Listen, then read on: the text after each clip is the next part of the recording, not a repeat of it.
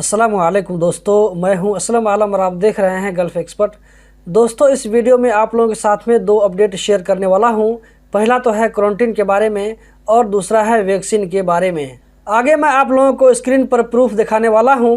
अगर ये इन्फॉर्मेशन अच्छी लगे तो इस वीडियो को अपने दोस्तों के साथ भी शेयर करें। अगर पहली मरतबा इस चैनल पर आए हैं तो चैनल को सब्सक्राइब करके जाएँ ताकि आपको नेक्स्ट टाइम भी इसी तरह की वीडियो मिलती रहे। इस वीडियो को लाइक करने वालों को एडवांस में थैंक यू बोलना चाहता हूँ। पहले हम देख लेते हैं वैक्सीन के बारे में। इंडियन भाइयों के लिए बड़ी अच्छी खबर है। इंडियन भाइयों के लिए ही नहीं बल्कि उन कंट्री वालों के लिए भी अच्छी खबर है जिस कंट्री में ये वैक्सीन दी जाती है। कतर में हेल्थ मिनिस्ट्री ने कोवैक्सीन को अप्रूव्ड कर दिया है। कोवैक्सीन को कंडीशनली अप्रूव्ड वैक्सीन की लिस्ट में डाल दिया है। दोस्तों, आज 2 दिसंबर है और ये आज ही का ताज़ा अपडेट है। कंडीशनली अप्रूव्ड वैक्सीन का मतलब ये हुआ कि ये वैक्सीन लगवा कर 14 दिन गुजरने के बाद आप कतर जा सकते हैं, कोई दिक्कत की बात नहीं है।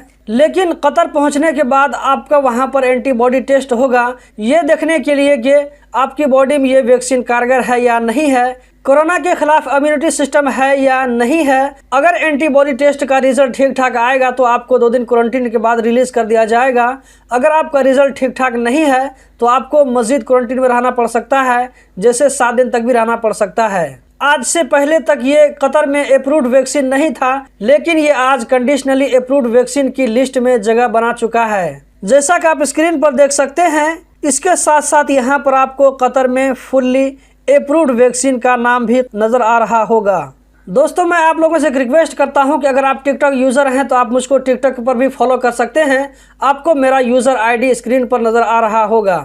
मैं हफ्ता में 1 दिन कोशिश करूंगा कि टिकटॉक पर भी आप लोगों के साथ में लाइव बातचीत करूं। दोस्तों, दूसरा अपडेट क्वारंटीन के बारे में है। मिनिस्ट्री ऑफ पब्लिक हेल्थ ने कहा है कि जो लोग इजिप्ट से ट्रैवल करके कतर आएंगे, अगर वो फुल वैक्सीनेटेड हैं तो उनको कतर आने के बाद में 7 दिन क्वारंटीन में नहीं रहना पड़ेगा, सिर्फ 2 दिन का क्वारंटीन होगा। इससे पहले तक इजिप्ट से आने वाले लोगों को कतर में 7 दिन क्वारंटीन में रहना पड़ता था। दोस्तों, आजकल मिनिस्ट्री ऑफ पब्लिक हेल्थ की जानिब से रोजाना कुछ न कुछ अपडेट आता रहता है, इसीलिए डेली एक मरतबा इस चैनल का विजिट जरूर कर लें ताकि कोई भी अपडेट हो तो आप लोगों से मिस न होने पाए।